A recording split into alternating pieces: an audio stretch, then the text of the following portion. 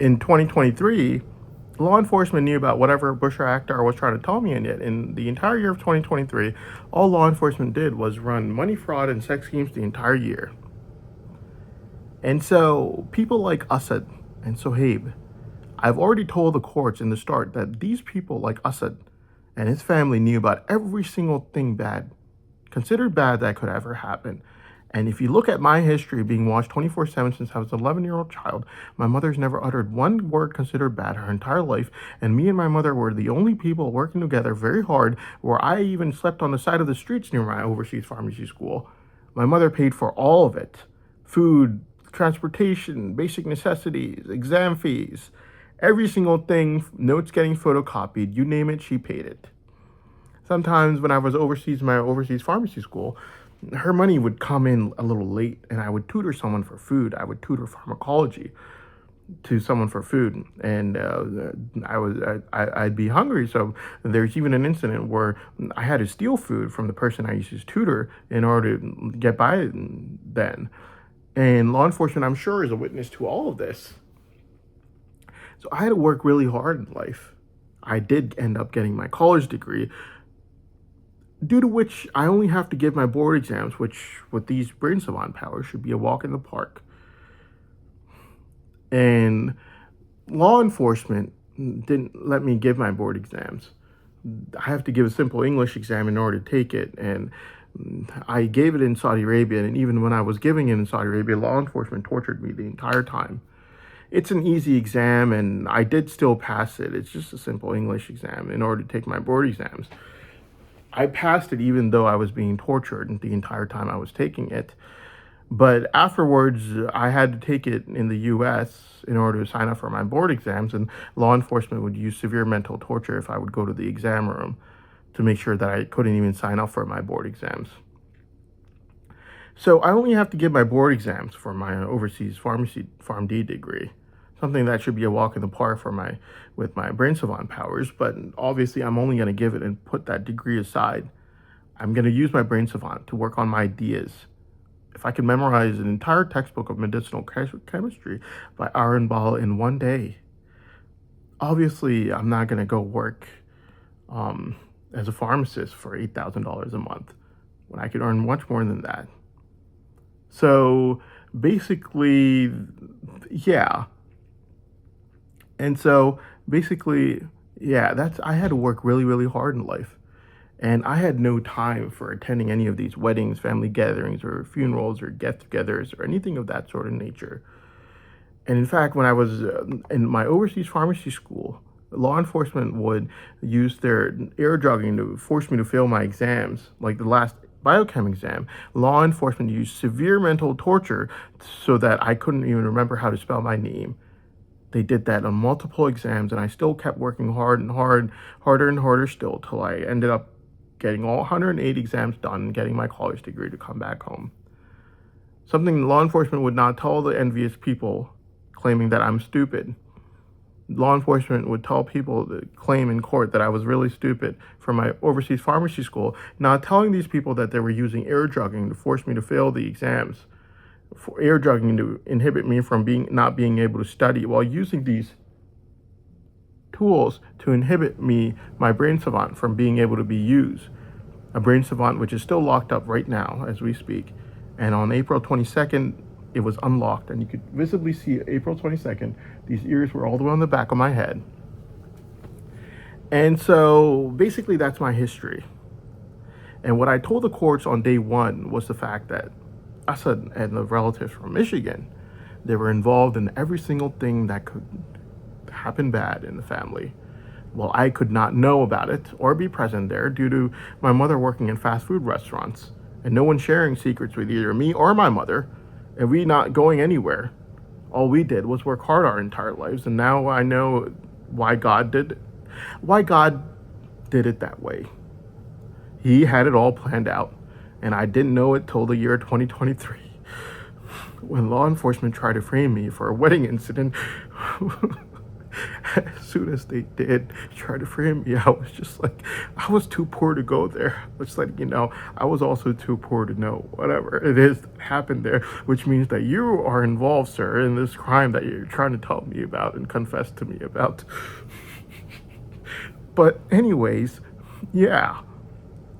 And I told the courts in the start that whatever it is that you guys are talking about, you're going to find out at the end of the day that I was not even remotely involved in it, present in it, and that Assad and his family knew about much more than that. They're involved in every single thing that could happen. They couldn't care less because law enforcement was law of the land. And they had the power to take away crimes, put crimes, frame me for crimes that I had nothing to do with. This is the level of corruption that's being seen from this one case right now. And the news media is supporting this corruption. I have no clue why. But at the end of the day, when the dust settled, this is the 21st century and the courts dug a little bit. They found out that I was telling the truth all along, that I was never present anywhere due to poverty, and people like Assad were present everywhere. They knew about everything, and they were involved in much more than I could ever even imagine. Some things you know about, and I knew about it, even though I was never present anywhere. And when the courts found out about that, well, Assad was in trouble now, because he was enviously trying to lock up my brain savant due to nothing but extreme envy, knowing that he was extremely guilty, along with law enforcement, and that I had nothing to do with anything. Yeah. So there you go. At the end of the day, when the dust settled, the courts dug and they found out everything. And Assad and his family did not want to know the bitter truth. My entire childhood, I did nothing but wait for my mother to get off from work from places like fast food restaurants. And if anyone did say anything bad around me, it would only be when I was a child and my mother was working in fast food restaurants, children not held liable, and it would only be saying and not doing. And what my dad was doing in 2011, after I met him only one of 3 times, was extremely dangerous, which law enforcement handled by tipping him off, something they were not supposed to be doing. And after I gained the slightest bit of mental maturity, from the conversation from Russia, that my mother told me never to go around anyone ever again, like law enforcement's BFFs like Uncle Joey, due to which I never did go around any of law enforcement's BFFs ever again, regardless of how much law enforcement would torture me to try to do so. And my mother has never been heard uttering one word considered bad racist her entire life, with a brain scanner being attached to my brain for years before July 1st, 2023, proving beyond a reasonable doubt that I gained and adopted this character, where I looked at every single person of every race, religion, ethnicity the same, whether they were Hindu, Christian, Jewish, or they could be an Orthodox Jewish person with a long beard, and I would meet him with the same level of love and respect outside and inside my heart as well. And so the only thing I'm asking for the courts right now is, this is law enforcement's trick right now. They've had 2 sets of relatives. My dad, the greedy framer, all liars and fabricators. And then they had the other set of relatives. You have Assad, and you have Assad and the relatives from Michigan involved in every single thing that could possibly be bad. Well, I was not even remotely present anywhere due to only working hard with my mother due to extreme poverty as a child. These are our histories. And the fact of the matter is, after I won my case on August 25th, 2023, that was 3 years ago, I was supposed to be allowed to be studying. And the only reason law enforcement didn't let me study was because they knew about my brain savant then, which they know about right now. They know about the monetary potential for it, which is why all these greedy and envious relatives are all there trying to fabricate false testimonies against me. And you have people like Assad, who are involved in much more than anyone could ever imagine.